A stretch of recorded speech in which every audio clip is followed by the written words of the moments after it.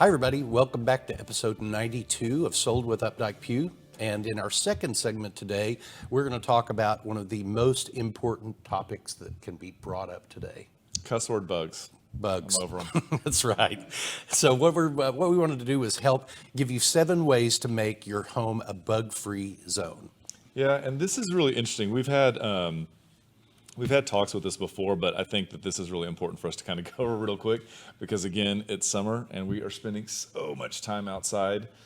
Years ago, it was the West Nile virus, and so we all kind of are ready to make full use of our backyard, and this is one of the ways we're going to do it. Absolutely. Let's do it. And one of the first ways, when we've had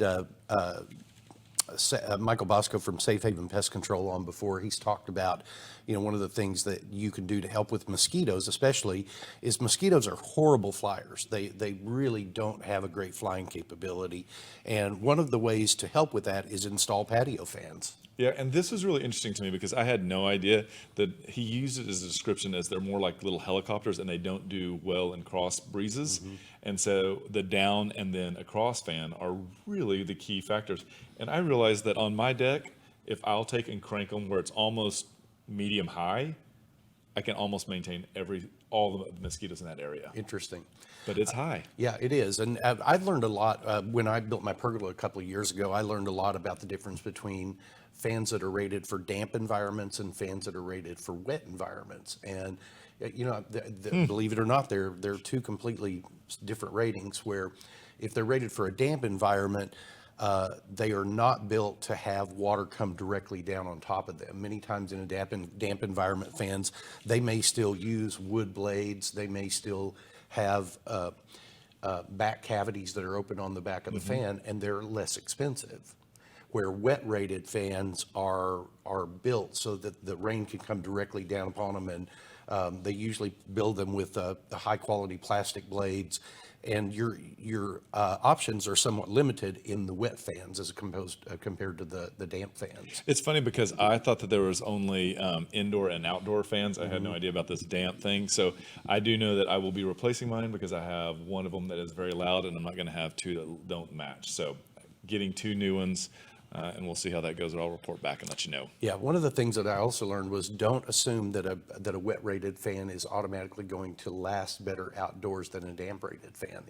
Which is not the case. It's the wet rated fan will only last as long as the damp rated fan, because if it is not in a wet environment. So I'm assuming I need the damp fan. You need damp fans, not a wet. Right. Okay. And your selection will be a lot bigger in choosing those from your blades, your colors, the brand, everything. I just want a white hugger, 2 white huggers, and we're done. Yeah, absolutely. So number 1 is install patio fans. And you can also, one of the things that I did in addition to my ceiling fan was I installed an oscillating fan that I mounted up high in the pergola. And so mine not only gets all that downward air like Weston was talking about, but it also gets a lot of crosswind. And so I can sit out on my patio even right at dusk right now and still have very little issues with mosquitoes. Yep. So we will get those installed and let you know. Okay. Number 2, we're going to talk about too much mulch. So This is interesting because the other day I asked Jeff, I was like, hey, if we put cedar mulch off at my house, is that going to get rid of mosquitoes? And there's some, but I think the big thing is not to put too mulch and create a really nice environment for them to hang out in. Yeah, it's the interesting that I learned in doing this is that, where we talk about with foundations, you don't want soil to get up too close to the foundation on it, and you really don't want your mulch to get right up next to the foundation either. You need about a 6-inch barrier there because it's a way that bugs hide in, it's a way that mice hide in, and can have access to your house. So certainly use mulch because it's going to help keep the water in the soil there. It's also going to help keep bugs away, but don't use too much. And the interesting thing is kind of jumping off of this mulch thing, I was talking about how on one side of my house or my garage, there is a fence and there's a very narrow kind of alley space, and the leaves have fallen back there.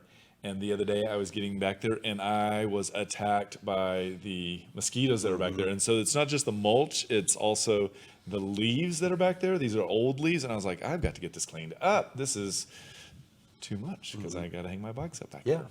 And that kind of rolls into our next suggestion, which is to get rid of all the standing water. Yes. I mean, that's where the mosquitoes lay their eggs and the larva builds, and it's just it's interesting because around behind the guest house where I've got all those pots and stuff, I still have to go back there every once in a while and remember, oh yeah, I've turned that over to look at it, and I've got to make sure it doesn't collect water in it, or that there's not a pail, or even shovels that are laying on the ground back there can collect water in them. And that's the thing, is that you don't realize, like a wheelbarrow, if it's not standing up, it's going to catch the water. Even kids' toys that are in the backyard that have been left out. Bird baths, all this stuff. I will tell you, I remember Michael Bosco talking about corrugated French drains, and how those corrugations have the perfect quarter amount of water that always stays in them, and that is a perfect thing. And I'm going to have to work on some of the drainage. And I'm like, I've got to make sure that I do not get corrugated drainage French drains, because I don't want any more. Yeah.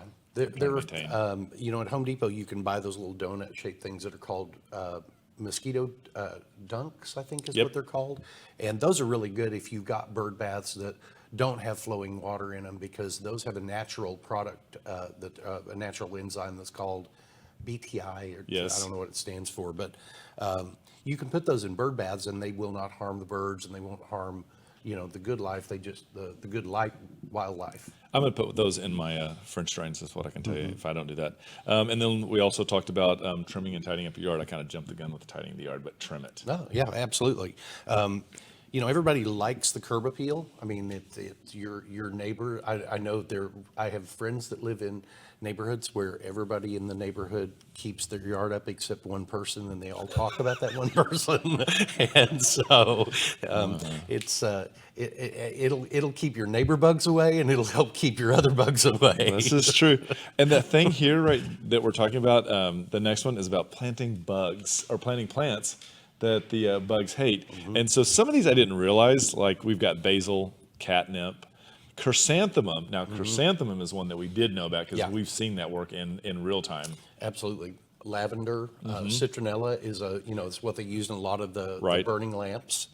And then, so marigold, I knew about marigolds, but one that wasn't on the list, a long time ago, I got a random curry plant.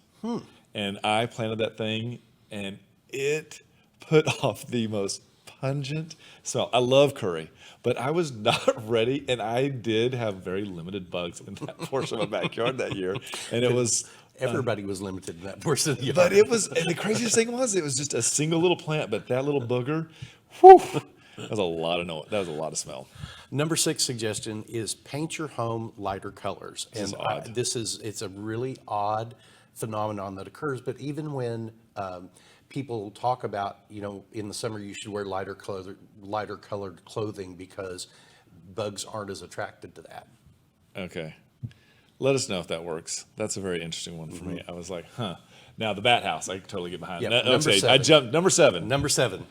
I do like the bat house idea. Yeah. I think that's really cool. The statistic in here that says that they can eat 1,000 small bugs an hour. I was like, holy cow, that is a lot. So I had 2 bats that would come back to my house every year in part of their migration, and they would stay there practically all summer long. And unfortunately, I installed one of the mosquito mist systems, and it was a non-toxic thing. It wasn't that chased them away, or it caused harm to the bats, but it got rid of all the mosquitoes, and so there was no reason for them to come back to me after that. It's interesting, and in the reading that there's different directions that the bat house should face, how much sun it should get, and these are key factors. So if you're going to put a bat house up, just be sure you're putting it up where it's going to make sense for them, and it's going to be a natural environment for them, because due west is not where they want to be facing. No, not at all. So do your due diligence and put in these natural key elements that we talked about to get rid of some of these bugs right now. And if you go to the website batweek.org, batweek.org, all right, you will find a lot of information, good information about how to install bat houses, how to attract them. And did you know that National Bat Week is October 24th to October 31st of 2020? I did not. Get ready. I did not have that on my... I did have murder hornets for May, so I'm good on that. Right. Did not have David Smith will be interested in Bat Week. So. All right. Well, I think that's about a wrap for this yeah. week. I hope y'all have enjoyed this. I hope that some of this levity, there really is, I hope there was some information there that you gained out of it. But we really do appreciate you joining us today, and look for us next week. Yep. And remember, we want to be realtors for life.